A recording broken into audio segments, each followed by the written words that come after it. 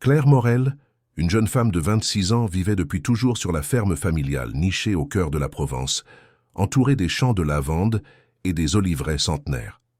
Ce lieu, empreint de souvenirs et d'un passé riche, appartenait à Jacques Morel, son père adoptif. Homme d'une droiture irréprochable, respecté par tous les habitants du village voisin, il avait consacré sa vie entière à faire prospérer la ferme et à inculquer des valeurs de travail, d'honnêteté et de solidarité à ceux qui l'entouraient. Claire avait grandi à ses côtés, apprenant à aimer la terre, les saisons et le rythme apaisant de la nature. Depuis le décès brutal de Jacques, emporté par une crise cardiaque 6 mois plus tôt, quelque chose d'indéfinissable semblait avoir changé. Le lien chaleureux et complice qui l'unissait autrefois à sa belle-mère Hélène et à son demi-frère Lucas s'était effrité peu à peu, laissant place à une froideur sourde, presque palpable. Là où autrefois il y avait des échanges bienveillants et des gestes de tendresse, régnaient désormais les silences pesants, les regards fuyants et les conversations écourtées. Claire avait d'abord tenté d'ignorer ces signaux discrets, mais persistants. Elle se disait que le deuil si lourd pour chacun d'eux expliquait sans doute ces changements d'humeur. Pourtant, avec le temps, les marques de désaffection s'étaient en fait plus évidentes. Hélène, autrefois attentive et douce, semblait désormais l'éviter, prétextant 1000 occupations pour ne pas partager le repas familial. Quant à Lucas, son comportement oscillait entre indifférence glaciale et sarcasme mal dissimulé. Au fil des semaines, la jeune femme remarqua également que certaines décisions concernant la gestion de la ferme étaient prises sans qu'elle en soit informée. Là où auparavant chaque choix était discuté collectivement, elle se retrouvait désormais systématiquement à l'écart. Des commandes passées sans son accord, des modifications dans l'organisation des récoltes, des employés déplacés ou licenciés sans qu'elle en ait été consultée. Une après-midi d'été, alors que le soleil dorait les collines alentours, Claire surprit une conversation entre Hélène et Lucas, dissimulée derrière la porte entr'ouverte du bureau. Les mots étaient volontairement murmurés, mais le ton était sans équivoque. Elle n'en comprit que des bribes. Il faut qu'elle comprenne que cette maison n'est plus la sienne. Ou encore, plus vite elle partira, mieux ce sera. Son cœur se serra et un frisson glacé lui parcourut l'échine. Était-elle devenue une étrangère dans la maison de son enfance? Elle tenta, dans les jours qui suivirent, d'obtenir des explications. Lorsqu'elle interrogea Hélène sur certaines décisions prises sans son accord, cette dernière répondit d'un ton condescendant « Tu sais, Claire, tu es encore jeune. Il y a des choses que tu ne peux pas comprendre. » Jacques savait que Lucas reprendrait les rênes un jour ou l'autre. Les paroles lui transpercèrent le cœur, tant elles sonnaient comme un désaveu de tout ce que Jacques lui avait transmis. Lucas, quant à lui, se montra plus direct, presque agressif. « Écoute, Claire, tu n'es pas vraiment une Morel. Tu as eu la chance d'être accueillie ici. Mais maintenant, il est temps que tu penses à ta propre vie, loin d'ici. » Cette déclaration brutale et humiliante la laissa sans voix. Malgré la douleur, Claire refusait de céder au découragement. Quelque chose en elle, une petite voix héritée de la ténacité de Jacques, lui murmurait de rester vigilante. Elle sentait confusément que cette mise à l'écart n'était que la partie visible d'une manœuvre plus vaste. Mais elle ignorait encore l'ampleur du piège qui se refermait lentement sur elle. Les jours suivants, elle tenta de reprendre le cours normal de sa vie, participant aux travaux agricoles comme elle l'avait toujours fait. Pourtant, chaque moment passé dans les champs, chaque passage dans la cour ou dans les bâtiments de la ferme lui rappelait cette atmosphère désormais lourde et étouffante. Les employés, autrefois souriants et chaleureux, semblaient gênés en sa présence, baissant les yeux ou prétextant une urgence pour éviter de lui parler. Une nuit, incapable de trouver le sommeil, elle se leva et se rendit dans le vieux bureau de Jacques, un lieu chargé de souvenirs où l'odeur du cuir et du papier semblait figée dans le temps. Elle caressa du regard les étagères remplies de classeurs, les livres de comptes, les photographies jaunies, et s'assit à l'ancien fauteuil de son père. Là, entourée de ce passé si cher, elle se sentit brièvement protégée, comme si l'âme de Jacques veillait encore sur elle. Mais au fond de son cœur, l'inquiétude grandissait. Quelque chose se tramait, et elle le savait désormais. Ce qu'elle ignorait encore, c'est que cette nuit-là marquait le début d'une guerre silencieuse, où les liens du sang seraient mis à rude épreuve, et où la vérité enfouie depuis des années allait bientôt éclater, bouleversant à jamais le fragile équilibre de la ferme Morel. Le soleil de Provence baignait la ferme d'une lumière dorée lorsque Claire décida de se rendre au bureau principal pour vérifier certains dossiers. Depuis quelques jours, un pressentiment sourd la tenaillait, une sensation désagréable qu'elle ne parvenait pas à chasser. Les regards fuyants de Lucas, les sourires forcés d'Hélène, tout laissait croire que quelque chose se tramait dans l'ombre. Son instinct lui soufflait que le moment était venu de chercher des réponses. Elle ouvrit la vieille armoire où étaient habituellement rangés les documents importants, contrats, relevés bancaires, actes notariés. Mais à mesure qu'elle parcourait les classeurs, une sueur froide lui parcourut le dos. Plusieurs dossiers avaient disparu. Les relevés de compte de l'année précédente, les contrats de vente de la dernière récolte et même les papiers relatifs aux droits de succession de Jacques n'étaient plus là. C'était comme si une main soigneuse avait effacé toute trace de certains éléments cruciaux.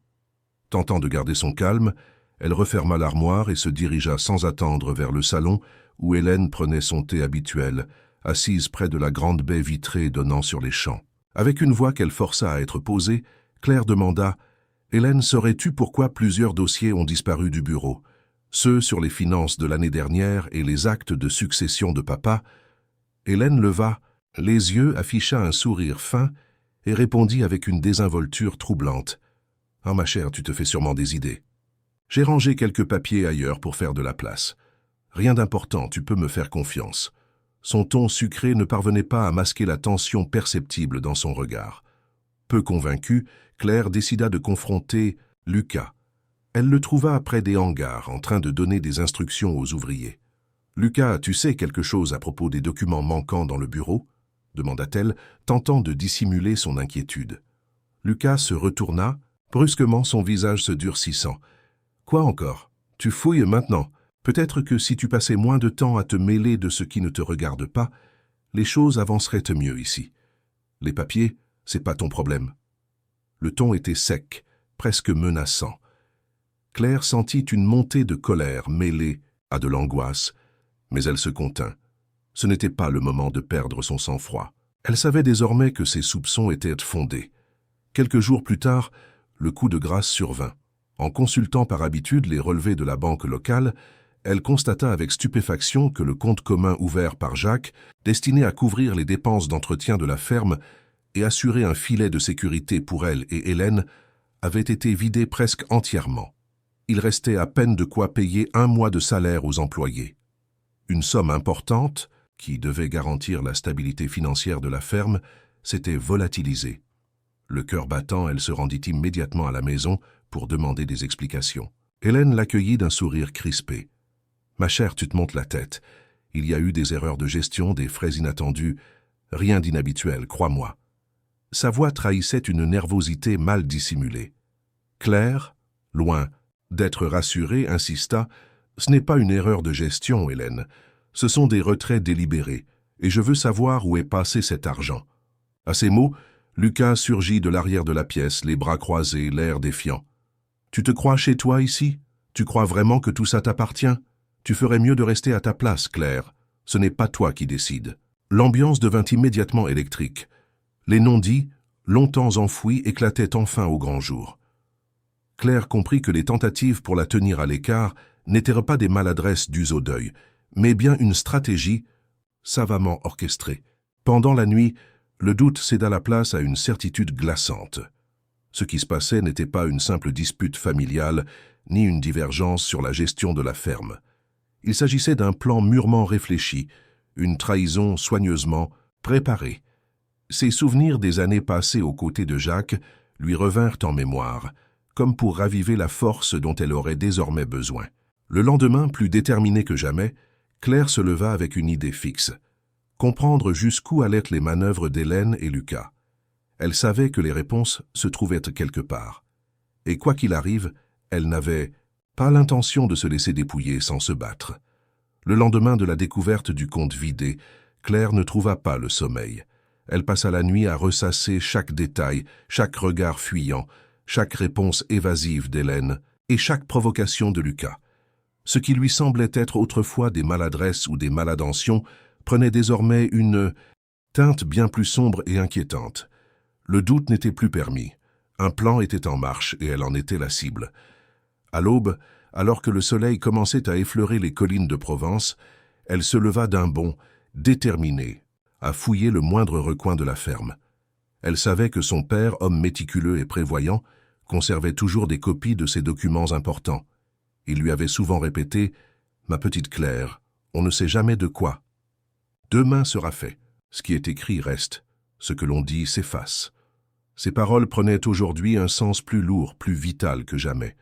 Elle se rendit dans la vieille remise attenante au bureau principal, un lieu que Jacques utilisait autrefois, pour entreposer des papiers anciens, des registres, mais aussi ses souvenirs personnels. Les étagères croulaient sous le poids de cartons jaunis, de classeurs couverts de poussière et de boîtes en métal rouillé.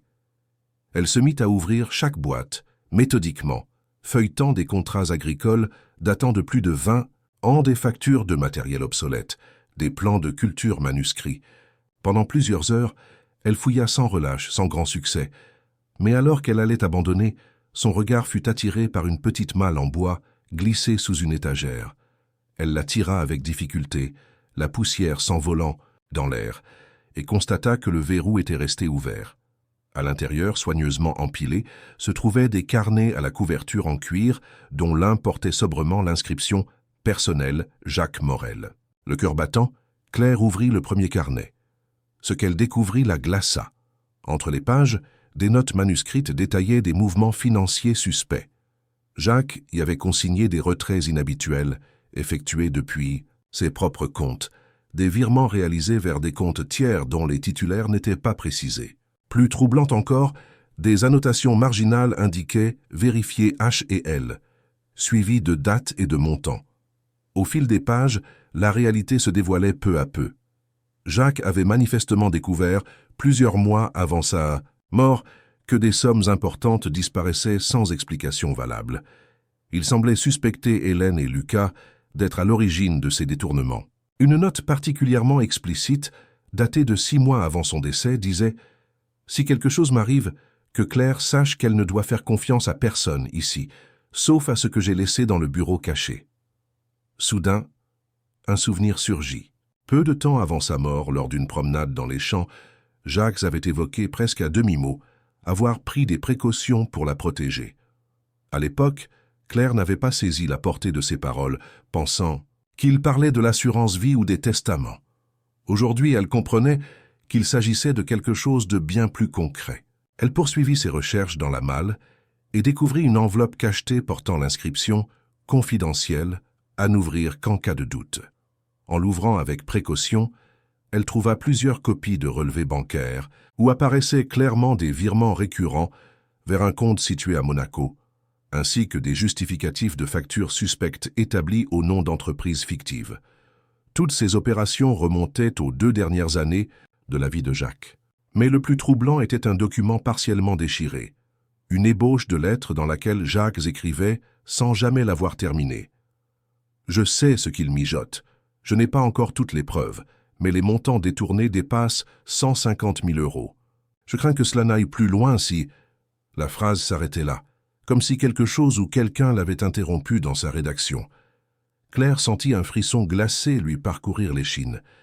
Il devenait évident que Jacques avait découvert le pot aux roses, mais qu'il n'avait pas eu le temps ou la possibilité d'aller jusqu'au bout de ses démarches. À mesure qu'elle assemblait les pièces du puzzle, une certitude se faisait jour.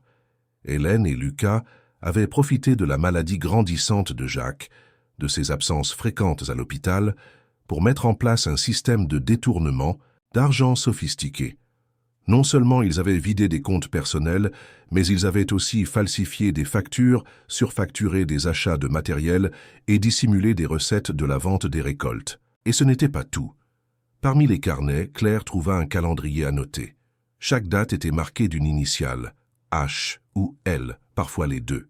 À côté, des montants.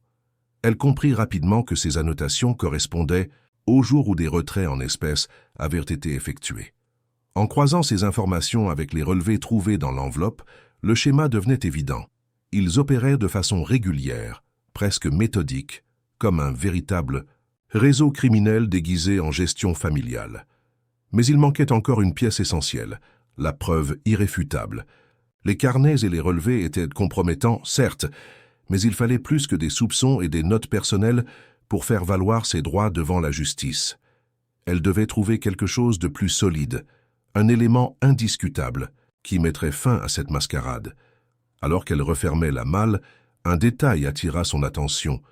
Au fond, dissimulé sous une fausse planche, un petit crochet métallique semblait activer un mécanisme. Intriguée, elle le tira légèrement. Un compartiment secret s'ouvrit dans la paroi arrière de la malle. À l'intérieur, soigneusement enveloppé dans un tissu, se trouvait un objet inattendu, un petit coffre métallique scellé. Trulia. Le couvercle, une étiquette portait simplement les initiales JM et une phrase manuscrite, à ouvrir seulement si la vérité est en danger. Le cœur battant à tout rompre, Claire comprit instantanément que ce coffre contenait ce que Jacques avait évoqué dans ses dernières confidences. Le véritable secret, celui qui pourrait tout changer. Elle savait désormais que le temps jouait contre elle. Hélène et Lucas, manifestement conscients qu'elle se rapprochait de la vérité, allaient sans doute accélérer leur plan. Mais Claire n'avait plus l'intention de rester spectatrice. Elle était prête à ouvrir ce coffre, à affronter ce qu'il contenait et à se battre pour défendre l'héritage de l'homme qui l'avait élevé avec amour et intégrité. Ce combat, désormais, était devenu une question de survie. Les jours qui suivirent la découverte de la malle furent marqués par une tension presque insoutenable. Claire avait compris que ce qu'elle détenait était une véritable bombe à retardement. Chaque regard, chaque mouvement d'Hélène et de Lucas semblait désormais porteur de sous-entendus malveillants. Leur manège, jusqu'alors dissimulé, sous des sourires hypocrites, devenait de plus en plus visible. Ils ne faisaient même plus semblant de la considérer comme un membre légitime de la famille. C'est dans ce climat oppressant qu'un matin, alors que Claire s'apprêtait à partir inspecter les oliveraies, Lucas l'interpella sèchement. « Il faut que tu signes des papiers. Maman et moi avons fait les démarches nécessaires pour mettre à jour la succession. C'est une simple formalité. » Le ton était faussement détendu, mais son regard, lui, trahissait une impatience agressive. Sur la grande table de la salle à manger trônaient plusieurs documents étalés, soigneusement alignés.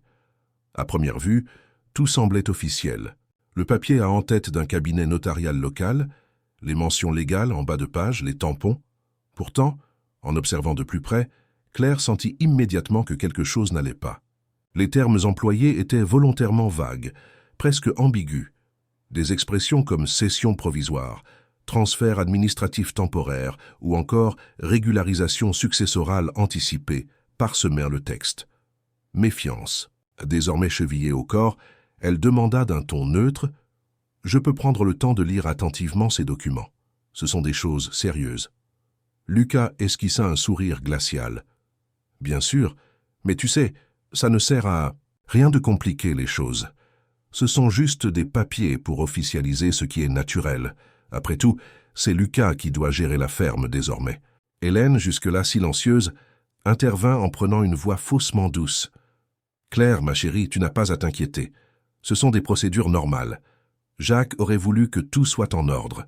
Il savait que tu n'avais pas l'expérience pour tout gérer seul. C'est pour ton bien. » Chaque mot était une insulte déguisée, un rappel cruel de leur volonté de l'écarter, de la faire disparaître du paysage familial sans éclat, mais avec une froideur implacable. Claire sentit ses mains trembler légèrement, mais elle serra les poings sous la table pour ne rien laisser paraître. D'un geste assuré, elle repoussa les documents vers Lucas. « Je ne signerai rien sans consulter un avocat. Vous comprendrez que ce genre de choses nécessite un regard professionnel. » Le silence qui suivit fut pesant, presque assourdissant. Les visages d'Hélène et de Lucas se durcirent immédiatement. Le masque venait de tomber. Lucas tapa du poing sur la table, faisant sursauter sa mère. « Tu fais une erreur, Claire, une grosse erreur. Tu ne comprends pas comment fonctionnent les choses ici. » Hélène, elle, prit une expression faussement peinée. « Nous essayons de te protéger, ma chère, mais si tu refuses de coopérer, il faudra envisager d'autres solutions. » Dès cet instant, les choses basculèrent de manière irréversible. Les petits gestes hostiles devinrent des attaques frontales. Lucas changea les serrures de plusieurs bâtiments de la ferme, interdisant à Claire l'accès aux hangars, au garage des tracteurs et même au bureau principal. Les employés, autrefois fidèles et proches de Jacques, semblaient désormais divisés. Certains baissaient les yeux lorsqu'elle passait, d'autres lui adressèrent des regards compatissants, mais personne n'osait intervenir ouvertement. Elle tenta de parler à quelques anciens ouvriers, mais ceux-ci lui répondirent avec gêne qu'ils avaient reçu de nouvelles consignes. Lucas avait repris le contrôle de l'ensemble de la gestion agricole, des ventes, des commandes et même des salaires. « Ce n'est plus toi qui décides ici », lui lança sèchement un contremaître qu'elle connaissait depuis l'enfance. La maison elle-même devint un terrain miné. Les repas, autrefois conviviaux, se transformèrent en moments de silence, oppressants ou de discussions venimeuses, où Hélène et Lucas glissaient des remarques sournoises, des insinuations sur son statut, sur son absence de véritable lien de sang avec la famille. Chaque mot était une arme, chaque regard une déclaration de guerre tacite. Mais au lieu de la briser, cette hostilité nourrissait une détermination farouche chez Claire. Elle savait désormais qu'elle ne pouvait plus se contenter d'attendre ou d'espérer un retour à la normalité. La guerre était déclarée. Elle devait passer à l'offensive. Elle prit la décision de retourner dans le bureau de son père, malgré la serrure changée. En pleine nuit, sous la lueur discrète d'une lampe torche, elle força la fenêtre arrière, dont le loquet était resté fragile. Une fois à l'intérieur, elle récupéra le petit coffre métallique découvert quelques jours plus tôt. Elle savait que ce qu'il contenait pouvait tout changer. De retour dans sa chambre, elle passa de longues minutes à forcer le petit cadenas. À l'intérieur, soigneusement rangé, elle découvrit un simple objet qui fit trembler ses mains. Un petit boîtier noir, un disque dur externe, accompagné d'un papier griffonné de la main de Jacques. « Pour toi, Claire, si tu lis ceci, c'est que tu en as besoin. La vérité est là-dedans. » Le souffle coupé, elle brancha immédiatement le disque dur à son ordinateur. À l'ouverture, un unique dossier s'afficha, à remettre à mon avocat. À l'intérieur, des centaines de fichiers, des relevés bancaires détaillés, des copies de courriels, des factures falsifiées et, plus choquant encore, des enregistrements audio. Elle lança le premier fichier. La voix de Jacques, ferme, mais manifestement fatiguée, retentit. « J'enregistre cette conversation pour me protéger. Hélène, je sais ce que tu as fait. Je sais pour les comptes cachés. Je sais pour l'argent transféré à l'étranger. Si tu continues, je serai obligé d'en parler aux autorités. » Puis une autre voix, glaciale, celle d'Hélène. « Tu ne le feras pas, Jacques. Tu es trop faible. Et bientôt, tout ça ne t'appartiendra plus. » Claire sentit un frisson d'horreur la parcourir. Ce qu'elle détenait dépassait tout ce qu'elle avait imaginé. Ce n'était pas seulement une affaire de succession ou de malversation familiale. C'était une trahison d'une ampleur insoupçonnée. Une véritable conspiration orchestrée par ceux qui, pendant des années, avaient partagé sa table, son toit et une apparente affection. Les heures suivantes furent de passer à parcourir les fichiers, à écouter les enregistrements, à consulter les documents. Chaque élément confirmait ce qu'elle redoutait. Hélène et Lucas avaient planifié depuis des années leur prise de contrôle. Les détournements, les falsifications, les manœuvres pour l'écarter, tout était minutieusement documenté. Pour la première fois depuis la mort de Jacques, Claire se sentit non pas seule, mais armée. Elle possédait désormais la clé qui pouvait faire basculer le rapport de force. Mais elle savait aussi que chaque minute comptait, car si Hélène et Lucas découvraient ce qu'elle détenait, ils n'hésiteraient pas à aller encore plus loin pour la faire taire définitivement. La nuit enveloppait la ferme d'un silence oppressant, seulement troublé par le chant des grillons et le souffle régulier du vent à travers les oliviers. Assise à son bureau, dans la chambre qu'elle occupait depuis l'enfance, Claire fixait l'écran de son ordinateur, encore sous le choc des révélations contenues dans le disque dur laissé par Jacques. Les preuves qu'elle détenait étaient accablantes, mais elle savait qu'il lui fallait plus que cela pour affronter Hélène et Lucas. Le combat ne serait pas seulement juridique. C'était une guerre psychologique, une lutte pour sa légitimité, pour son identité même. En contemplant les documents et les enregistrements, une phrase lui revint soudain en mémoire, prononcée par Jacques quelques jours avant sa mort. Il l'avait regardée avec une gravité inhabituelle et avait dit « Souviens-toi, Claire, si un jour tu as des doutes, cherche là où le cœur bat encore. Ce que je t'ai laissé là-bas te protégera. » À l'époque, elle avait cru à une métaphore, une simple réflexion poétique de son père, habitué aux énigmes et aux proverbes. Mais aujourd'hui, ces mots résonnaient comme une indication précise. Le cœur battant. Que voulait-il dire par là? Où le cœur bat encore?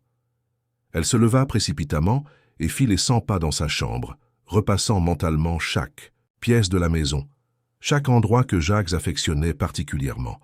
Puis une évidence s'imposa, le vieil atelier. C'était l'endroit qu'il appelait toujours le cœur de la ferme, là où il réparait les outils, entretenait les machines et passait des heures à bricoler, souvent en lui racontant des histoires de son passé. Sans perdre une seconde, elle se glissa discrètement hors de la maison, évitant les planchers grinçants et les zones où Lucas ou Hélène auraient pu la surprendre. La porte de l'atelier était fermée à clé, mais elle savait où Jacques cachait toujours un double, sous la 3e pierre à droite de l'entrée, légèrement décalée par rapport aux autres. Ses doigts tremblants trouvèrent la clé, exactement là où elle avait toujours été. À l'intérieur, l'odeur de bois, de métal et d'huile lui sauta au visage, réveillant instantanément des souvenirs d'enfance. Elle alluma la vieille lampe suspendue au plafond et balaya la pièce du regard. Sur le mur du fond, l'établi était recouvert d'outils, tous parfaitement alignés, à la manière de Jacques. Mais ce qui attira son attention, c'était une vieille armoire en chêne, massive, avec un tiroir inférieur qu'elle n'avait jamais vu ouvert. Elle s'en approcha et tenta de tirer le tiroir. Résistance. Il semblait verrouillé. En inspectant de plus près, elle remarqua un petit trou discret sur le côté, juste assez grand pour insérer une clé fine ou un outil spécifique. Après plusieurs minutes de fouilles dans les tiroirs de l'établi, elle trouva une petite clé en laiton portant les initiales JMH. Elle l'inséra, tourna lentement. Un déclic se fit entendre. Le tiroir s'ouvrit, révélant un compartiment secret doublé de velours rouge. À l'intérieur, un coffre métallique noir, sobre, avec une serrure à combinaison. Sur le dessus, un mot manuscrit était soigneusement posé. Pour Claire, le dernier rempart. Les mains tremblantes, elle déplia le papier. Il contenait une série de chiffres. 0708198812. Aussitôt, elle comprit. La date de leur première rencontre officielle, le jour où Jacques l'avait adoptée légalement. Elle composa la combinaison et le verrou céda avec un cliquetis sec.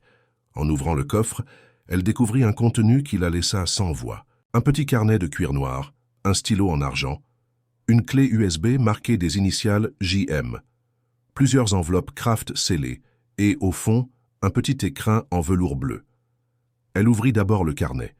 Il s'agissait d'un journal personnel de Jacques, couvrant les 2 dernières années de sa vie.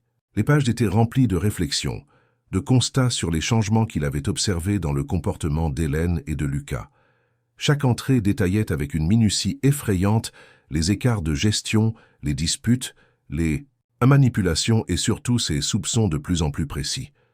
À la dernière page, une phrase entourée de rouge frappa Claire de plein fouet. « S'ils parviennent à me faire disparaître, ce carnet et ce qu'il contient sont la preuve.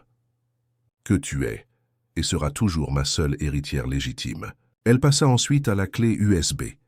En la branchant sur son ordinateur portable, un unique dossier apparut. Preuve définitive.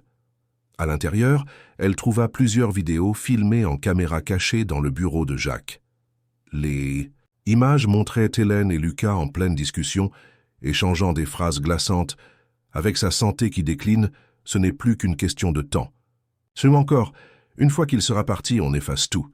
Claire ne pourra rien prouver. Elle n'est qu'une invitée ici. Il y avait également des enregistrements de leurs appels téléphoniques. L'un d'eux, particulièrement compromettant, fit monter les larmes aux yeux de Claire. On y entendait clairement Lucas dire « On accélère le processus. Plus vite on la met dehors, plus vite on vendra la ferme. Elle n'a aucun papier. Elle n'est personne, légalement. » L'écrin en velours attira ensuite son attention.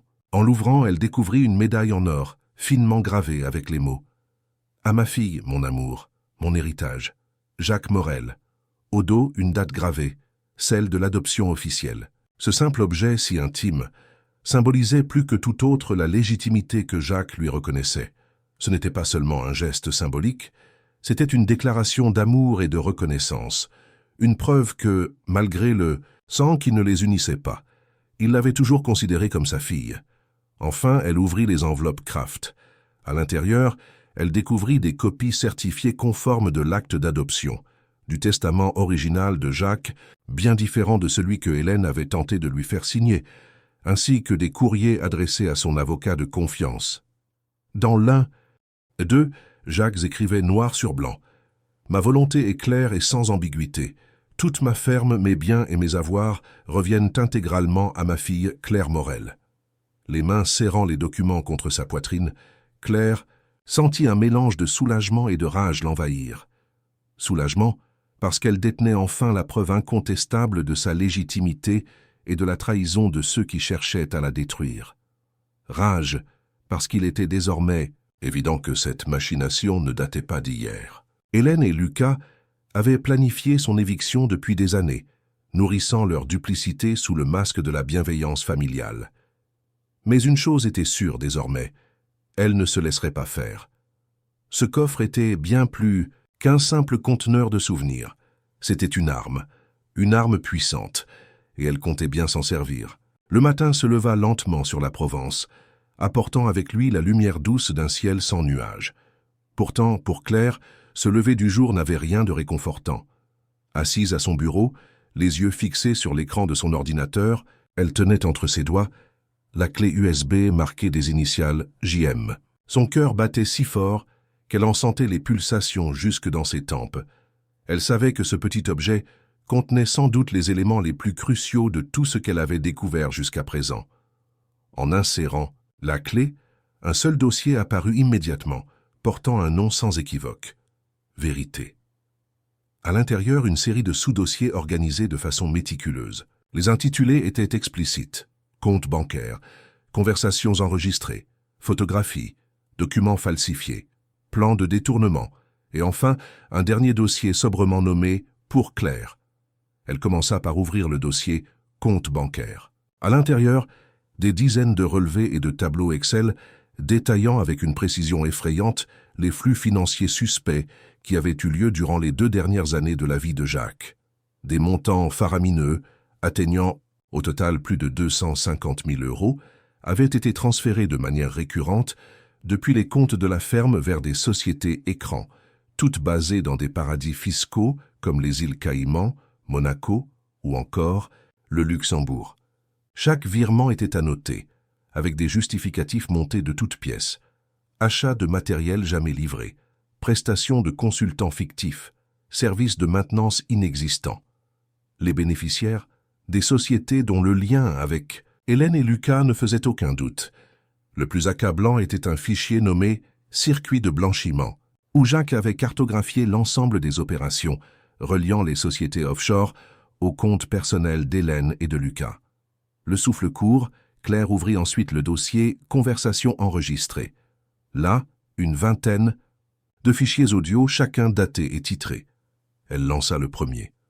La voix d'Hélène résonna immédiatement, froide, méthodique. Avec sa santé qui décline, il ne verra rien. On continue comme prévu. Une fois qu'il sera parti, on bascule tout au nom de Lucas. Et Claire, Claire n'aura que ses souvenirs. Un frisson d'horreur parcourut l'échine de Claire. Elle lança un autre fichier. Cette fois, la voix de Lucas, acerbe et méprisante, elle n'est pas une Morel. Elle n'a aucun papier. Le vieux était trop sentimental pour comprendre que le sang, c'est ce qui compte. Quand il sera sous terre, on la jette dehors comme on balaie. La poussière. Chaque nouvel enregistrement ajoutait une couche supplémentaire à l'horreur. Ils parlaient sans détour de leur plan pour l'évincer, pour la dépouiller, pour vendre la ferme par morceaux afin de récupérer un maximum d'argent avant que qui que ce soit ne puisse s'y opposer. Le dossier suivant, photographie, révéla une autre facette de leur machination. Jacques avait secrètement pris des photos de documents compromettants, de factures falsifiées, mais aussi des captures d'écran de courriels échangés entre Hélène, Lucas et des complices extérieurs. Certaines photos montraient même Lucas, dans un bureau inconnu, signant des papiers avec des hommes que Claire identifia immédiatement comme des intermédiaires financiers spécialisés dans les opérations illégales. En ouvrant le dossier « Documents falsifiés », elle découvrit des fichiers PDF contenant des contrats, des testaments contrefaits et même de faux actes de propriété. L'un d'eux portait la signature contrefaite de Jacques, datée d'un mois avant sa mort, stipulant que Claire renonçait volontairement à tout droit sur la ferme Morel. Un autre document prétendait que Jacques avait modifié son testament pour désigner Lucas comme seul héritier légitime. Les différences de signature les erreurs grossières de formulation, tout trahissait la falsification. Mais c'est en ouvrant le dernier dossier, pour Claire, que les émotions la submergèrent. À l'intérieur, un unique fichier vidéo. Elle cliqua, et l'image tremblante de Jacques apparut à l'écran. Il était assis dans son bureau, l'air fatigué mais déterminé. Son regard était empreint de tendresse, mais aussi d'une profonde gravité. « Claire, si tu regardes cette vidéo, c'est que tu as découvert la vérité. Sache que tout ce que je possède t'appartient de plein droit, pas parce que la loi l'impose, mais parce que mon cœur l'a toujours voulu. Tu es ma fille, ma seule fille. Peu importe ce que peuvent dire les papiers ou les gens. » Il marqua une pause. Le regard baissé, puis poursuivit, la voix plus ferme. « Hélène et Lucas, je n'ai pas voulu le croire au début. J'ai fermé les yeux trop longtemps. Mais ils ont trahi ma confiance. Ils ont volé, menti, falsifié. Tout est dans cette clé. Tu trouveras les preuves de leurs actes. Ne laisse personne te faire croire que tu n'es pas une Morel. J'ai pris mes dispositions, mais si tu vois cette vidéo, c'est que quelque chose a échappé à mon contrôle. Ne baisse pas les bras. Va voir Maître Lefebvre, il sait quoi faire. Je t'aime, Claire, plus que tout. » Les larmes coulaient sur le visage de Claire, mais ce n'étaient pas des larmes de faiblesse. C'était un mélange de chagrin, de soulagement, et surtout d'une rage froide et lucide. La voix de Jacques, même posthume, lui donnait la force dont elle avait besoin. Elle passa la nuit à trier les fichiers, à les classer, à faire plusieurs copies sécurisées sur des disques durs externes et dans un cloud crypté, au cas où Hélène ou Lucas découvriraient ce qu'elle détenait. Elle savait désormais exactement quoi faire. Il ne s'agissait plus seulement de protéger son héritage, mais de rendre justice à l'homme qui l'avait élevée, aimée, et qui avait, jusqu'à son dernier souffle, tenté de la protéger du pire. À l'aube, alors que la lumière filtrait à travers les rideaux de sa chambre, elle se leva, rangea la clé USB dans la poche intérieure de sa veste, prit son sac et sortit de la maison sans un bruit. Direction, le cabinet de Maître Lefebvre, l'avocat de confiance de Jacques. Le moment était venu de passer à l'action. Le vent du matin soufflait sur les collines de Provence, tandis que Claire avançait d'un pas déterminé vers la petite ville voisine où se trouvait le cabinet de Maître Lefebvre, l'avocat de longue date de son père. Chaque pas résonnait comme une déclaration de guerre silencieuse. Elle n'était plus la jeune femme hésitante que Lucas et Hélène croyaient pouvoir manipuler. Elle était désormais l'héritière légitime de Jacques Morel, et plus encore, elle était la gardienne de son honneur. En traversant la place centrale, les regards se tournèrent vers elle. Certains étaient pleins de compassion, d'autres de curiosité, mais quelques-uns affichaient cette gêne particulière qu'on réserve aux personnes au cœur d'un scandale en devenir. Les rumeurs allaient vite dans les villages provençaux. Il était évident que quelque chose se tramait, même si personne ne connaissait encore l'ampleur de ce qui allait éclater. Le cabinet de Maître Lefebvre était situé dans une vieille bâtisse en pierre, avec des volets verts et une plaque en laiton sobre gravée de son nom. Claire frappa, la gorge serrée, mais la résolution intacte. La secrétaire, surprise de la voir si tôt, la fit entrer immédiatement. Quelques minutes plus tard, elle était assise en face du vieil avocat, un homme à la chevelure grisonnante et au regard vif, malgré ses 70 ans. « Claire, ma chère, je vous attendais depuis quelque temps, je dois l'avouer, » dit-il en ajustant ses lunettes. « Votre père m'avait confié certaines instructions au cas où, mais je craignais que le moment ne vienne trop vite. » Claire sortit la clé USB, les copies des documents, le carnet de Jacques et les enveloppes scellées. Elle les posa une à une sur le bureau en bois massif, puis le regarda droit dans les yeux. « Maître Lefebvre, je crois que le moment est arrivé. » L'avocat, homme méthodique et prudent, prit le temps d'examiner chaque document, d'écouter quelques extraits des enregistrements et de visionner une partie de la vidéo de Jacques. À mesure que les preuves défilaient, ses traits se durcirent. Lui qui avait toujours connu Jacques comme un homme rigoureux et honnête, comprenait que la situation était bien plus grave qu'il ne l'imaginait. Ça fait accablant, Claire, absolument accablant. Il croisa les mains sous son menton, réfléchissant. Les enregistrements, les relevés bancaires, les photos, il n'y a aucun doute. Ce que vous avez là, c'est un dossier béton. De quoi faire tomber Hélène et Lucas sans la moindre difficulté. Alors que fait-on ? Demanda Claire, la voix ferme, presque glaciale. Nous allons engager immédiatement une procédure judiciaire. Mais avant cela, je dois déposer une demande de mesures conservatoires auprès du tribunal pour empêcher Toute tentative de vente ou de transfert de propriété de la ferme, vu la gravité des preuves, le juge acceptera. Il marqua une pause, puis reprit d'un ton plus grave. Mais je dois aussi vous prévenir, Claire, une fois que nous aurons lancé cette procédure, il n'y aura plus de retour en arrière. Hélène et Lucas vont se défendre bec et ongles. Ils vont tout tenter pour vous discréditer. Claire hocha la tête sans la moindre hésitation. Je suis prête. Je ne suis plus cette fille que l'on pouvait ignorer ou manipuler. Pendant que Maître Lefebvre rédigeait les premiers actes, Claire prit conscience que cette bataille dépassait désormais la sphère privée. Il ne s'agissait pas seulement de défendre son héritage, c'était une lutte pour la vérité, pour la mémoire de Jacques et pour sa propre dignité. En quittant le cabinet, elle sentit son téléphone vibrer dans sa poche. Un message de « Lucas, nous devons parler, urgent ». Le ton direct, sans détour, trahissait une nervosité inhabituelle chez lui. Elle ignora le message, sachant pertinemment que tout échange direct à ce stade pourrait être utilisé contre elle. À son retour à la ferme, la tension était palpable. La voiture de Lucas était garée en travers de l'allée comme pour barrer le passage. Hélène l'attendait sur le perron, les bras croisés, l'air plus glacial que jamais. « Claire, entre. Nous devons discuter », lança-t-elle d'un ton sec. Claire la fixa, impassible. « Non, toute discussion passera désormais par mon avocat. » Le visage d'Hélène se déforma aussitôt, passant de la froideur au mépris puis à la colère pure. « Qu'est-ce que tu es en train de faire, espèce d'ingrate, après tout ce que nous avons fait pour toi ?» Lucas surgit, à son tour le visage rouge de rage. « Tu crois que tu peux nous menacer avec tes petits papiers? Tu n'es rien ici, rien. »« C'est ce qu'on va voir, » répondit-elle simplement, la voix tranchante comme une lame. À cet instant, le facteur s'avança timidement dans l'allée, un courrier recommandé à la main.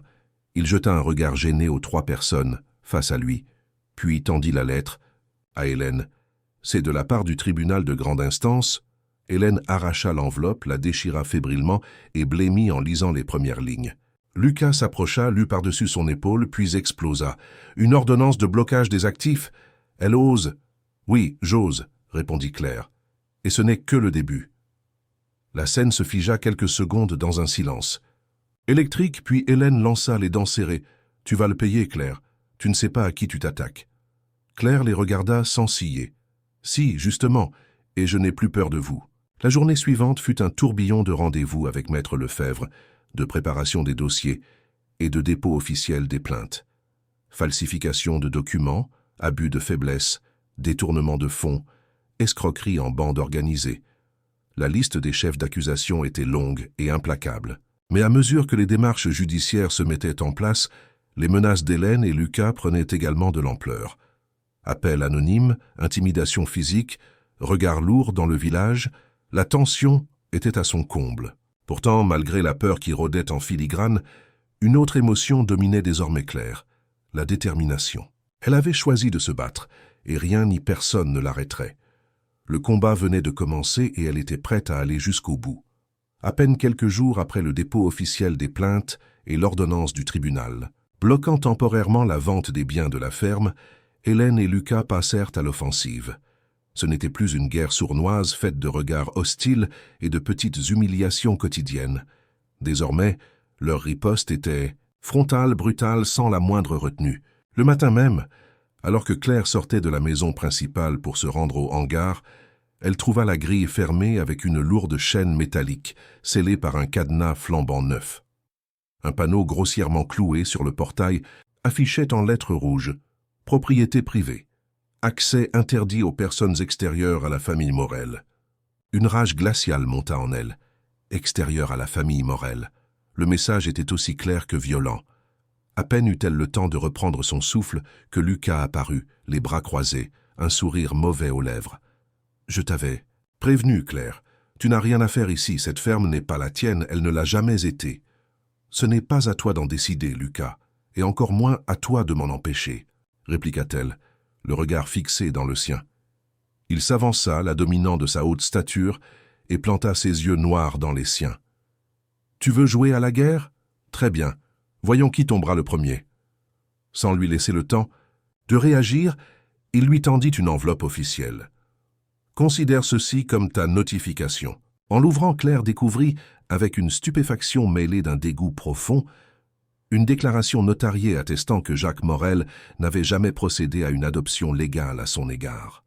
Le document stipulait qu'elle avait été recueillie, élevée par charité, mais qu'aucun lien juridique ne l'unissait à lui.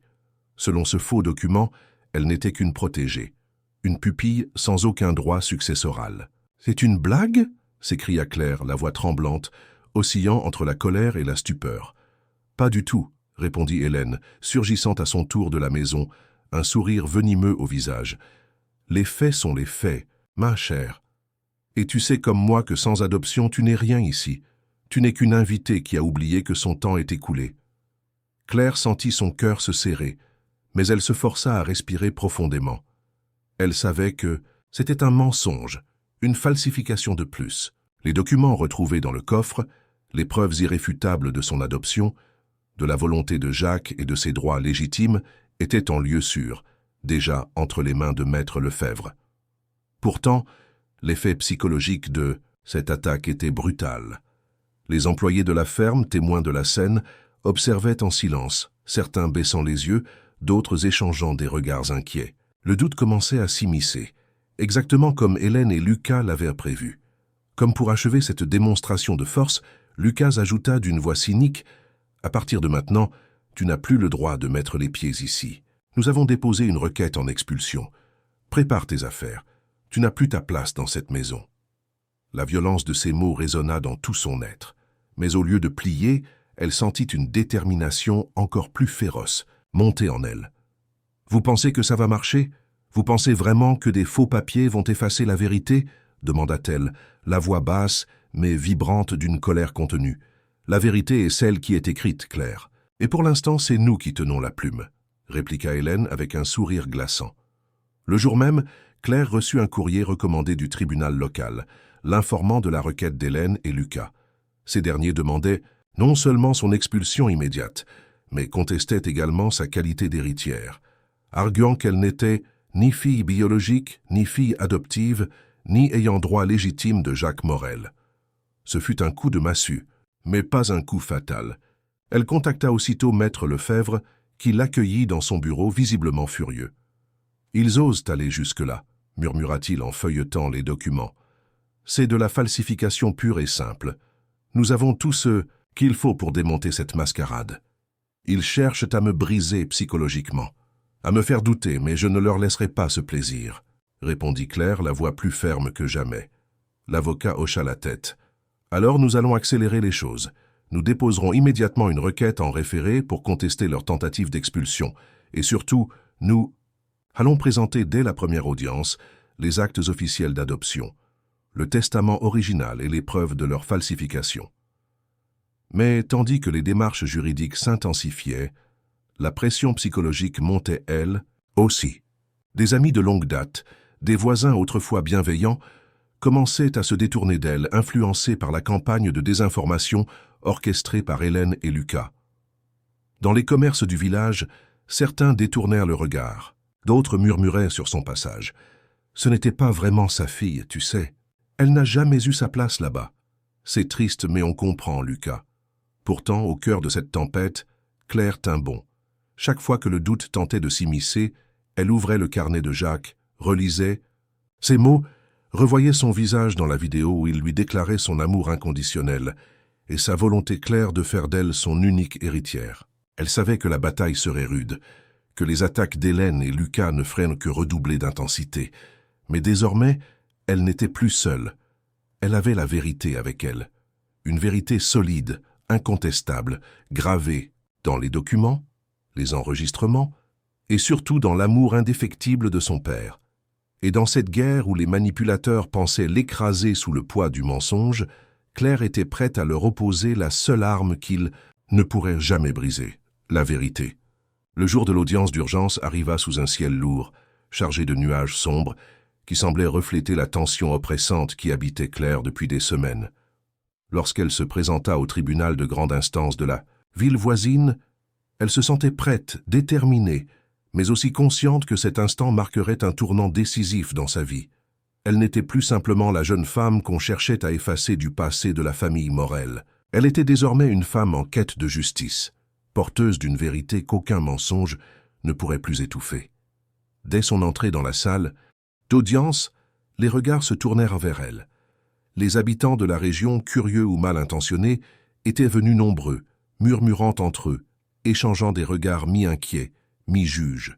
D'un côté de la salle, Hélène et Lucas trônaient, froids, sur d'eux, accompagnés de leur avocat, un homme au sourire carnassier. De l'autre, Maître Lefebvre, calme et concentré, installa méticuleusement les piles de documents, les preuves, les enregistrements, tout ce qui constituerait la trame irréfutable de leur défense. La juge, une femme d'une cinquantaine d'années au visage ferme mais juste, entra dans la salle et fit immédiatement régner le silence. Elle consulta brièvement le dossier posé devant elle, leva les yeux vers les parties en présence et commença. « Nous sommes réunis aujourd'hui afin d'examiner la demande d'expulsion formulée par Madame Hélène Morel et Monsieur Lucas Morel contre Mademoiselle Claire Morel, ainsi que la contestation de ses droits successoraux. » Le ton était posé, mais l'ambiance électrique. Hélène fut la première à prendre la parole via son avocat. D'un ton faussement désolé, ce dernier déclara « Madame la juge, il ne s'agit pas ici d'une querelle familiale ordinaire, mais bien d'une situation où une jeune femme, malheureusement jamais adoptée légalement, revendique des droits qui ne sont pas les siens.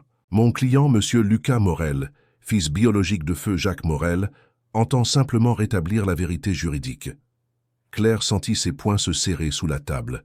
Chaque mot était un poignard lancé pour la réduire à néant, comme si toutes ces années auprès de Jacques n'avaient été qu'une parenthèse insignifiante. L'avocat poursuivit, présentant un document. « Voici la preuve, un acte officiel démontrant qu'aucune adoption n'a jamais été enregistrée.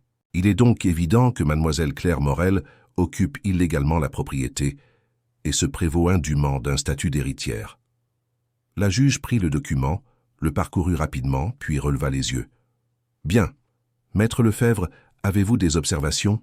D'un geste sûr, Maître Lefebvre se leva, ajusta ses lunettes et déclara avec une autorité tranquille « Madame la juge, nous ne sommes pas ici pour discuter de suppositions, mais pour exposer des faits, et les faits, les voici. » Il ouvrit une grande chemise cartonnée et commença à déposer méthodiquement sur la table de la juge plusieurs documents estampillés, cachetés, certifiés conformes. Voici l'acte d'adoption légale de Mademoiselle Claire Morel, dûment enregistré auprès de la préfecture de Marseille, en date du 10 août 1998. La salle se figea. Un murmure parcourut les rangs. La juge prit le document, l'examina attentivement, hocha légèrement la tête, puis fit signe de poursuivre. Voici ensuite le testament original de feu Jacques Morel, établi devant notaire le 15 février 2022, dans lequel il déclare sans aucune ambiguïté que Claire Morel est son unique héritière légitime. Il sortit alors un autre document. Et enfin, voici une analyse graphologique indépendante prouvant que le document présenté par la partie adverse est un faux grossier, avec une signature falsifiée de M. Morel. Hélène blêmit. Lucas se redressa sur son siège, livide. Mais l'avocat de Maître Lefebvre ne leur laissa pas le temps de réagir. Et ce n'est pas tout.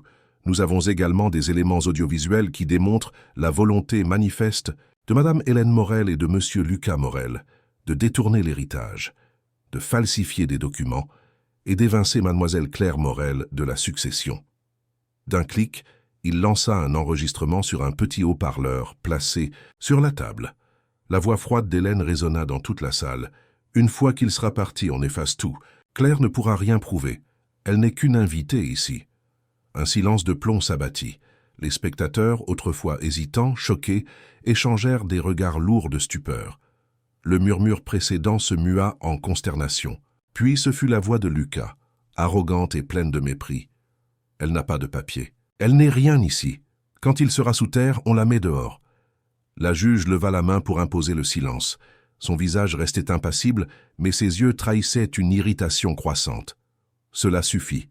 Elle se tourna vers Hélène et Lucas qui tentèrent désormais de se faire tout petits sur leur banc. « Maître Lefebvre, avez-vous d'autres éléments à présenter ?»« Oui, madame la juge. Des relevés bancaires démontrant le détournement de plus de 250 000 € depuis les comptes de Jacques Morel vers des sociétés fictives liées à Madame Hélène Morel et à Monsieur Lucas Morel. Voici également des captures, d'écrans de courriel compromettants et des photographies des documents falsifiés. La juge consulta rapidement les dossiers, puis se tourna vers le greffier. Toutes ces pièces sont recevables et seront versées au dossier. Elle marqua une pause, fixa Hélène et Lucas d'un regard implacable, puis déclara « Compte. Tenu des éléments apportés, la Cour rejette la demande d'expulsion de mademoiselle Claire Morel. De plus, la validité de son adoption est pleinement reconnue, tout comme sa qualité d'unique héritière de feu Jacques Morel. » Elle poursuivit, sa voix se faisant plus dure. Par ailleurs, au vu des éléments accablants concernant la falsification de documents, le détournement de fonds et la tentative manifeste de fraude successorale, la Cour ordonne l'ouverture immédiate d'une enquête pénale. Un frisson parcourut la salle.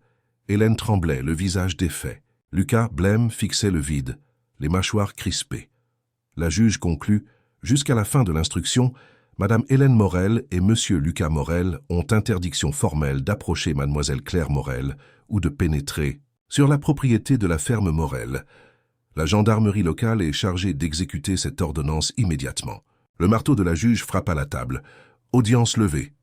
Claire, debout, sentit ses jambes vaciller, pas sous l'effet de la peur, mais d'un soulagement immense. Autour d'elle, les visages qui, quelques heures plus tôt, l'évitaient, affichaient désormais un mélange de respect et de honte d'avoir douté. Elle se tourna vers Maître Lefebvre, qui lui adressa un simple hochement de tête et un sourire rare mais sincère. « Ce n'est pas encore la fin, Claire. Mais aujourd'hui, vous venez de remporter la plus grande des batailles. » Après l'audience, Claire retourna à la ferme avec un mélange de soulagement et de tension encore palpable. La victoire provisoire obtenue au tribunal n'était qu'une étape. L'enquête pénale était désormais ouverte, et Hélène et Lucas, bien qu'écartés temporairement, n'avaient pas dit leur dernier mot. Elle le sentait. Quelque chose dans leur regard, ce jour-là, lui avait laissé une impression glaçante. Ils n'allaient pas abandonner aussi facilement.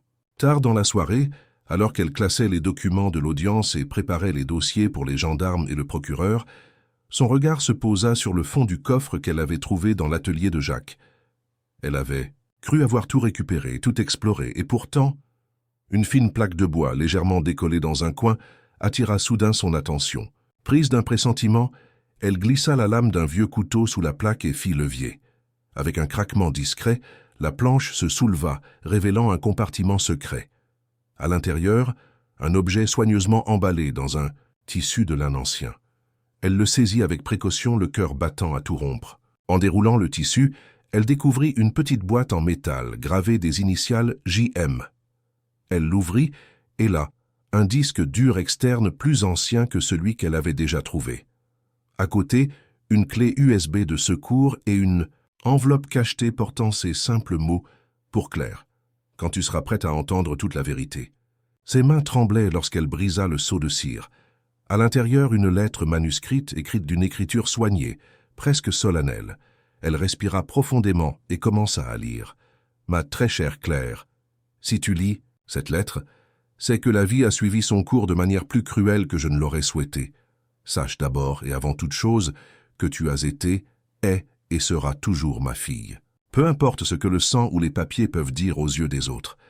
À mes yeux, à mon cœur, tu es ma fille, ma plus grande fierté. J'ai longtemps hésité à t'épargner certaines vérités.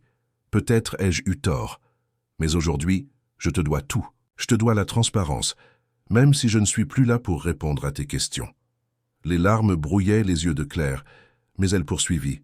« Hélène et Lucas, je les ai aimés, je les ai crus honnêtes, dignes de confiance. Pendant des années, j'ai refusé de voir ce qui se tramait sous mes yeux. Les petits détournements, les mensonges, les manipulations. Je me disais que c'était des erreurs, de simples malentendus.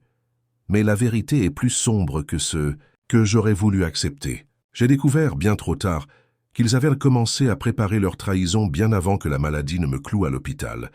Ils ont falsifié des documents, détourné des fonds, menti à nos amis, à nos employés.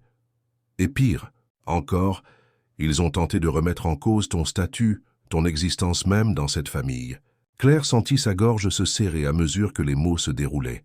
« Mais sache une chose, Claire, j'ai pris mes dispositions. Dans le disque dur que tu tiens, tu trouveras des vidéos que je n'ai jamais osé te montrer. Des enregistrements, de conversations où Hélène et Lucas révèlent leurs intentions les plus abjectes. Tu y trouveras aussi la dernière version de mon testament, filmée et signée de ma propre main, expliquant à la caméra mes volontés sans ambiguïté. Je voulais que rien ni personne ne puisse contester ce que je ressens pour toi et ce que je t'ai légué. J'ai également joint les copies de tous les échanges que j'ai eus avec mon notaire, avec la préfecture, avec l'office de l'État civil, tout ce qui prouve que ton adoption est réelle, complète et irréversible. Les larmes coulaient à présent librement sur les joues de Claire, mais elle ne s'arrêta pas. Je te demande pardon, ma fille, pour ne pas avoir su te protéger de leur noirceur tant que j'étais en vie, mais je te fais confiance. Je sais que tu as en toi la force, le courage et la dignité nécessaires pour défendre ce que nous avons construit ensemble. Et si jamais un jour tu doutes, souviens-toi de ceci. L'amour ne se mesure pas à l'ADN, ni au regard des autres.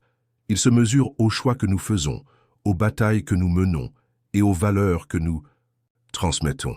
Tu es mon héritage, Claire, et cette ferme, cette terre, cet endroit qui a vu grandir notre amour et nos espoirs, tout cela est à toi. Non pas comme un bien matériel, mais comme le prolongement de ce que nous sommes, de ce que nous avons toujours été. Je t'aime, plus que tout. Ton père pour l'éternité, Jacques. Claire resta un long moment, le regard perdu sur les dernières lignes, la lettre serrée contre sa poitrine. Le poids de cette déclaration, d'une tendresse infinie, venait balayer des semaines de doute, de douleur et de lutte. Peu importait ce que Lucas ou Hélène pouvaient encore manigancer. Elle savait désormais, dans chaque fibre de son être, qu'elle était et serait toujours la fille de Jacques Morel. Elle se leva lentement, sécha ses larmes, puis brancha le disque dur. À l'intérieur, elle trouva effectivement une série de vidéos. Elle lança la première. L'image trembla légèrement avant de se stabiliser sur Jacques, assis à son bureau, l'air grave mais serein. Si cette vidéo est visionnée, c'est que je ne suis plus là.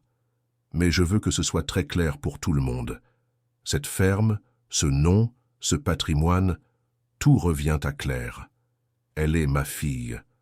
Pas par le sang, mais par le cœur, par l'amour et par la loi. Ceux qui cherchent à contester cela devront répondre non seulement devant la justice des hommes, mais aussi devant leur propre conscience. Il brandit alors un document devant la caméra, l'acte d'adoption officiel, avec cachet, signature et certificat. À tous ceux qui doutent, voici la preuve. Claire sentit la force remonter en elle, une énergie nouvelle, une certitude inébranlable. Plus jamais elle ne douterait de sa place, de son droit, de sa légitimité. Elle copia immédiatement les vidéos et les documents sur plusieurs supports, puis, sans attendre, elle appela Maître Lefebvre pour lui annoncer la découverte. Sa voix, d'habitude posée, tremblait d'une rare émotion lorsqu'il répondit « Claire, avec ça nous les enterrons, définitivement. » Le lendemain, ces nouvelles preuves seraient présentées au tribunal et intégrées au dossier pénal. Désormais, la bataille n'était plus simplement juridique. Elle était devenue une démonstration éclatante que la vérité, lorsqu'elle est portée par l'amour et la justice, ne peut jamais être étouffée. Le matin de la seconde audience pénale, le ciel de Provence semblait se charger de la même tension qui emplissait l'air de la salle d'audience. Ce jour-là, la justice allait non seulement sceller le sort d'Hélène et de Lucas, mais aussi restaurer définitivement l'honneur de Jacques Morel et la légitimité de Claire. La salle était comble. Plus personne ne voulait ignorer ce qui se déroulait. Les mêmes voisins, commerçants, amis de la famille, qui avaient un temps douté de Claire, étaient présents. Certains baissaient désormais les yeux de honte. D'autres la fixaient avec un mélange d'admiration et de culpabilité silencieuse. Sur le banc des accusés, Hélène et Lucas étaient méconnaissables. Finis les regards hautains, les sourires sardoniques et les postures arrogantes. Leurs traits étaient tirés, leurs visages pâles.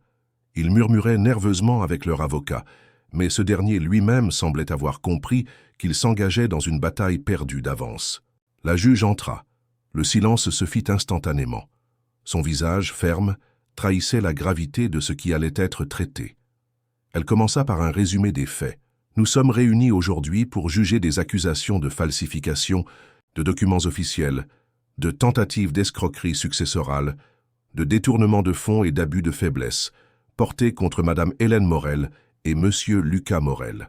Elle marqua une pause. « parcourant du regard la salle entière avant de reprendre, les nouvelles pièces apportées par la partie plaignante, notamment des enregistrements audiovisuels, un testament filmé, des documents certifiant l'adoption, légale de mademoiselle Claire Morel, ainsi que des preuves de mouvements financiers suspects, sont désormais versés au dossier.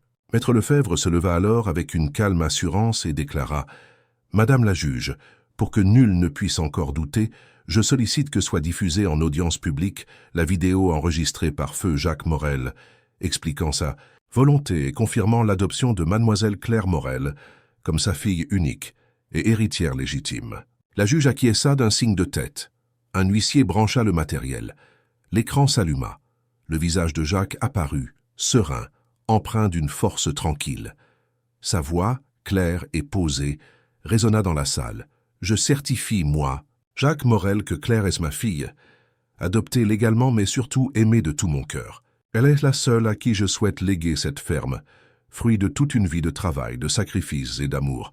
Que personne ne vienne remettre en question ce qui est pour moi la seule vérité. » À mesure que les mots se déroulaient, la salle entière restait suspendue à chaque phrase. Même les plus sceptiques des spectateurs semblaient des bouleversés. Les larmes montèrent aux yeux de plusieurs anciens employés de la ferme, présents dans le public, qui hochèrent la tête, en silence comme pour dire « Nous avons toujours su ». Lorsque la vidéo se termina, un silence pesant s'installa, aussitôt rompu par la juge qui, d'une voix plus dure, lança « À la lumière de ces preuves irréfutables, il ne fait aucun doute que les accusations portées contre Madame Hélène Morel et Monsieur Lucas Morel sont fondées. » Elle poursuivit, implacable, « Le tribunal les reconnaît coupables de falsification de documents officiels, de tentatives d'escroquerie successorale, d'abus de faiblesse sur personne, vulnérable et de détournement de fonds. » La salle retint son souffle. En conséquence, le tribunal prononce à l'encontre de Madame Hélène Morel une peine de 3 ans de prison ferme, assortie de 2 ans avec sursis. Quant à Monsieur Lucas Morel, il est condamné à 5 ans de prison ferme pour avoir été le principal instigateur des actes criminels reprochés. Un murmure d'étonnement, mêlé à un souffle collectif, parcourut la salle. Hélène éclata en sanglots, secouée de spasmes incontrôlables, tandis que Lucas, livide, se figea, le regard perdu, comme s'il réalisait enfin l'ampleur de ce qu'il venait de perdre. La juge poursuivit, sa voix toujours aussi ferme. « Il est ordonné la restitution immédiate des sommes détournées sur les comptes de feu Jacques Morel et de la ferme Morel. La totalité des biens revient sans contestation possible à mademoiselle Claire Morel, héritière légitime. » Puis elle ajouta une dernière sentence presque solennelle, et afin de préserver la sécurité de la partie plaignante, il est interdit à Madame Hélène Morel et à Monsieur Lucas Morel d'entrer en contact, de quelque manière que ce soit avec Mademoiselle Claire Morel, sous peine de nouvelles poursuites. Le marteau du tribunal frappa la table. Audience levée. À cet instant précis, Claire sentit une vague immense la traverser.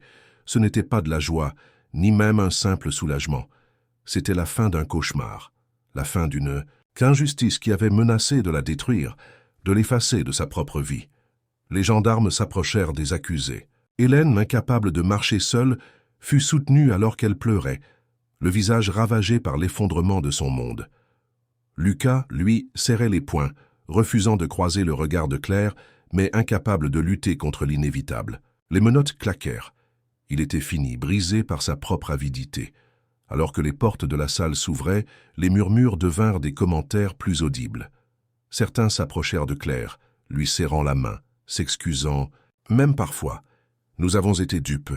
Nous sommes désolés, Claire. » D'autres hochaient simplement la tête, respectueux, conscients d'avoir été témoins d'une leçon de courage, de dignité et de justice. Maître Lefebvre, en rangeant les dossiers, se tourna vers Claire avec un sourire discret, mais sincère. « Vous pouvez être fière. Vous avez non seulement gagné, mais vous avez restauré la vérité. Votre père serait immensément fier de vous. » Claire acquiesça, les yeux brillants. Ce n'était pas seulement pour moi, c'était pour lui, pour son nom, pour tout ce qu'il m'a transmis. En quittant le tribunal, elle sut que plus rien ne serait comme avant. La ferme Morel, son héritage, son foyer, lui revenaient pleinement et sans contestation possible. Mais au-delà des terres, des murs et des comptes bancaires, c'était surtout la mémoire de Jacques, son amour inconditionnel et sa dignité retrouvée qui constituait désormais le vrai trésor de Claire. Les semaines qui suivirent le jugement marquèrent le début d'un nouveau chapitre dans la vie de Claire. Pour la première fois depuis la mort de Jacques, le silence qui régnait sur la ferme Morel n'était plus synonyme de solitude ni de tension, mais de paix retrouvée. Une paix fragile encore, mais bien réelle. Le spectre d'Hélène et de Lucas, désormais derrière les barreaux, n'obscurcissait plus son quotidien. Pour autant, la reconstruction ne se fit pas sans peine. Dès le lendemain du jugement, Claire se rendit seule sur la terrasse qui dominait les champs d'oliviers. Elle observa longuement les hectares de terre qui s'étendaient à perte de vue. Ce paysage qu'elle avait tant aimé dans son enfance, qu'elle avait appris à cultiver avec Jacques, reprenait un sens nouveau. Ce n'était plus seulement un décor, ni même un héritage matériel. C'était désormais un symbole vivant, de résilience, de vérité et d'amour. La première décision de Claire fut de convoquer l'ensemble des employés de la ferme. Réunis dans la grande cour, sous le vieux platane centenaire, ils l'écoutèrent, certains encore un peu méfiants, d'autres sincèrement soulagés. Elle prit la parole d'une voix ferme, mais empreinte de douceur. Cette ferme a traversé des épreuves.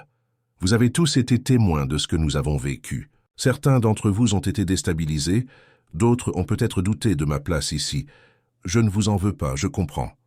Aujourd'hui, je suis ici non pas seulement comme héritière, mais comme la femme qui veut continuer l'œuvre de Jacques Morel, ensemble. Le silence fut suivi d'un léger murmure, puis lentement les regards se détendirent. Plusieurs employés hochèrent la tête, certains sourirent timidement.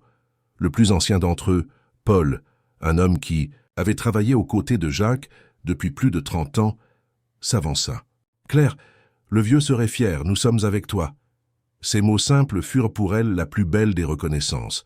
Elle sut à cet instant qu'elle n'était plus seule. La tâche qui l'attendait était colossale.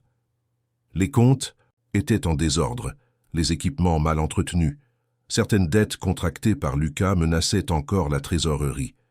Mais Claire avait hérité de plus que des terres. Elle avait hérité de la ténacité de son père, de sa rigueur et de son amour inébranlable pour ce lieu. Elle passa des journées entières à rencontrer des comptables, des conseillers agricoles, des avocats fiscaux.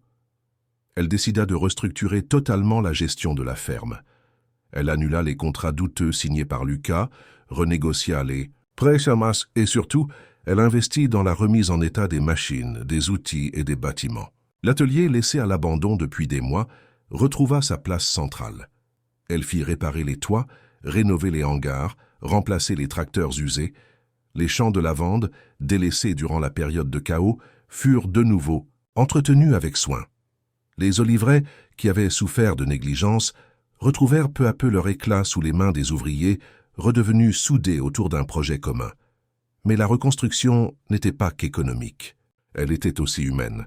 Claire prit le temps de renouer avec les voisins, les amis de la famille, ceux qui avaient douté, mais aussi ceux qui étaient restés discrets, par peur ou par prudence. Elle réorganisa des déjeuners, des fêtes de village, des rencontres conviviales, exactement comme le faisait Jacques autrefois. Au fil des jours, le regard que les gens portèrent sur elle changea. Elle n'était plus la fille adoptive, ni celle qui n'était pas vraiment une Morel. Elle était devenue, aux yeux de tous, Claire Morel, pleinement, légitimement, définitivement. Les marques de soutien affluèrent. Un ancien fournisseur de la ferme, qui avait cessé de faire affaire sous la pression de Lucas, revint lui proposer ses services. Le maire du village lui adressa une lettre publique de félicitations pour son courage et sa détermination. Les commerçants locaux, les voisins, les amis retrouvés, tous vinrent lui apporter leur aide, leurs conseils, leur amitié. Un matin, alors qu'elle parcourait les champs encore baignés de la rosée, Claire s'arrêta face au vieux figuier que Jacques avait planté le jour de son adoption. Elle s'agenouilla, caressa l'écorce rugueuse, puis ferma les yeux. « Papa, regarde, je tiens le cap. Je me tiens droite, comme tu me l'as appris. » Ces mots, simples mais lourds de sens, résonnaient comme une promesse. Une promesse de ne jamais trahir les valeurs qu'il lui avait transmises. Une promesse de bâtir, de protéger, de faire prospérer ce qu'il avait construit. Au-delà de la ferme, Claire entreprit aussi de réorganiser sa vie personnelle. Les mois de tension, de stress et de lutte l'avaient épuisée, mais ils l'avaient aussi transformée. Elle se découvrit des forces insoupçonnées, une capacité de résilience qu'elle n'aurait jamais imaginée quelques années auparavant. Elle suivit des formations en gestion agricole, en commerce rural. En gestion durable, elle modernisa certaines activités de la ferme, développa une boutique en ligne pour vendre l'huile d'olive, le miel et les produits de lavande. Rapidement, la réputation de la ferme Morel dépassa les frontières du village. Des clients affluèrent de toute la région, puis d'autres départements. Pour la première fois, elle sentit qu'elle n'était plus simplement l'héritière d'un patrimoine, mais l'actrice d'une nouvelle aventure. Une aventure qu'elle écrivait désormais de ses propres mains. La maison, longtemps imprégnée de tensions et de conflits, retrouva peu à peu son atmosphère chaleureuse. Les murs semblaient respirer à nouveau.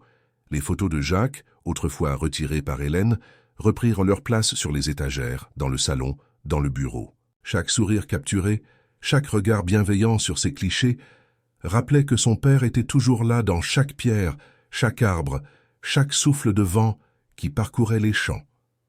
La nuit, avant de se coucher, Claire ouvrait souvent le tiroir de son bureau pour y retrouver la médaille en or que Jacques lui avait offerte, celle gravée « À ma fille, mon amour, mon héritage ».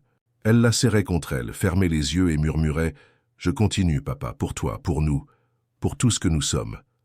La reconstruction était bien plus qu'un simple rétablissement. C'était une renaissance, une ferme. Réinventée, une vie réappropriée, un avenir désormais tourné vers l'espoir, la prospérité et surtout la fidélité aux valeurs transmises par l'homme qui, même après la mort, continuait de veiller sur elle. Un an jour pour jour après la fin du procès, la ferme Morel n'avait jamais semblé aussi vivante, aussi florissante, aussi imprégnée de sens. Ce qui autrefois n'était qu'un lieu de travail et de souvenirs était devenu un symbole de résilience, de justice et d'amour transmis au-delà du sang et du temps. Ce matin-là, le ciel provençal était d'un bleu limpide, parsemé de nuages blancs glissant paresseusement au-dessus des champs de lavande en fleurs. Une brise légère portait les parfums mêlés de thym, de romarin et de terre humide. La ferme, rénovée avec soin, resplendissait. Les murs blanchis à la chaux, les volets bleus pastel, les bâtiments agricoles restaurés, tout témoignait de la renaissance du lieu. Claire se tenait debout au milieu de la grande cour, face à une foule composée de voisins, d'amis, d'employés, de partenaires commerciaux et même de représentants de la mairie et de la chambre d'agriculture. Tous étaient venus pour assister à un événement particulier, l'inauguration du mémorial en l'honneur de Jacques Morel. Au centre de la cour, un monument sobre avait été érigé, un socle en pierre locale, surmonté d'une sculpture représentant un olivier dont les racines s'entrelacent avec des mains humaines. Une plaque en bronze y était apposée, portant cette inscription gravée en lettres dorées « À Jacques Morel, homme de cœur, bâtisseur de vies et de rêves. Son amour, son intégrité et sa bienveillance continueront d'habiter cette terre pour l'éternité. » Lorsque le ruban fut coupé, un silence profond se fit. Claire s'avança, tenant à la main le micro qu'un technicien lui tendit. Elle inspira profondément, balayant du regard chaque visage présent. Beaucoup avaient les yeux humides, d'autres lui souriaient avec chaleur. Sa voix, lorsqu'elle parla, était claire, posée, mais chargée d'émotion. Il y a un an, cette ferme était menacée. Menacée non pas par les éléments, ni par la nature, mais par l'avidité, la trahison et le mensonge. À ce moment-là, j'ai compris que ce que nous défendons ici dépasse largement les murs, les champs, les oliveraies. Ce que nous défendons, c'est un héritage. Pas seulement un héritage matériel, mais un héritage d'amour, de droiture et de travail. Elle marqua une pause, serrant légèrement la médaille en or qu'elle portait ce jour-là en pendentif, celle que Jacques lui avait offerte. Jacques Morel était mon père. Il l'a été par choix, par amour et aussi par la loi. Il m'a appris à respecter la terre, à aimer les gens, à défendre ce qui est juste. Même après sa mort, il a continué à me protéger, à me guider. Aujourd'hui, si nous sommes ici, ce n'est pas seulement pour honorer sa mémoire, mais pour affirmer que les valeurs qu'il incarnait sont toujours vivantes. Des murmures d'approbation s'élevèrent dans la foule. Cette ferme ne sera plus jamais seulement un lieu de production, elle sera un lieu de transmission. Nous avons créé ici un centre d'accueil pour les jeunes en formation agricole, des ateliers pour sensibiliser aux pratiques durables et un espace ouvert aux écoles pour faire découvrir la richesse de notre patrimoine rural. À ces mots, des applaudissements éclatèrent. Et le plus beau dans tout cela, c'est que tout a été rendu possible grâce à un simple objet, un petit pendrive. Ce même pendrive qui contenait les preuves de la vérité. Il symbolisait autrefois la douleur, la trahison, la peur, mais aujourd'hui, il est devenu le gardien de la mémoire. Il est désormais conservé dans le bureau restauré de mon père, sous une cloche de verre comme témoin que la vérité triomphe toujours. Un silence respectueux s'installa, chacun absorbant le poids des paroles. Claire reprit « Cette journée est aussi l'occasion de remercier tous ceux qui m'ont soutenu. Certains depuis le début, d'autres qui, après avoir douté, ont compris. Ce n'est pas la chute qui définit qui nous sommes, mais la façon dont nous nous relevons. » Elle tourna les yeux vers l'horizon, là où les collines dessinaient une ligne parfaite sous le ciel d'azur. « Je vous fais la promesse que tant que je vivrai, cette ferme restera le reflet de ce que Jacques Morel m'a appris. Ici, il n'y aura pas de place pour le mensonge, la cupidité ou la trahison. Ici, il n'y aura que de la place pour le travail honnête, le respect de la terre, des hommes et de la vérité. » Un tonnerre d'applaudissements se leva. Des larmes coulèrent sur plusieurs visages, mais c'étaient des larmes de gratitude, de soulagement, de fierté. Après le discours, un grand repas fut organisé, fidèle aux traditions provençales. Des tables garnies de fromage, de tapenade, d'olives, de pain rustique, de viande grillée et de vins locaux s'étendaient à perte de vue. Les rires remplacèrent peu à peu les souvenirs douloureux. Les enfants couraient autour des oliviers, les anciens racontaient des anecdotes sur Jacques, sur sa rigueur, mais surtout sur sa gentillesse. À la fin de la journée, alors que le soleil déclinait lentement, enveloppant la ferme d'une lumière, Dorée Claire s'accorda un moment seul, debout face au mémorial. Le vent soulevait doucement les feuilles du grand olivier qui trônait au centre de la cour. Elle murmura, presque pour elle-même, « Papa, nous avons gagné, pas seulement contre eux, mais pour nous, pour ce que nous sommes. » Elle se retourna, regardant les rires, les chants, la vie qui emplissait l'espace. Et elle comprit que le vrai héritage, celui que Jacques lui avait transmis, ce n'était pas seulement la ferme, ni même les terres. C'était cette capacité à transformer la douleur en force, la trahison en résilience et la peur en amour. Désormais, elle ne vivrait plus jamais dans l'ombre de son passé. Elle avancerait, fière, digne, héritière non pas simplement d'un nom mais d'un monde bâti sur la vérité, la fidélité et l'amour indestructible d'un père pour sa fille. Et tandis que la nuit tombait sur la Provence, la ferme, Morel brillait sous les étoiles, symbole éternel que la vérité, soutenue par l'amour, triomphe toujours.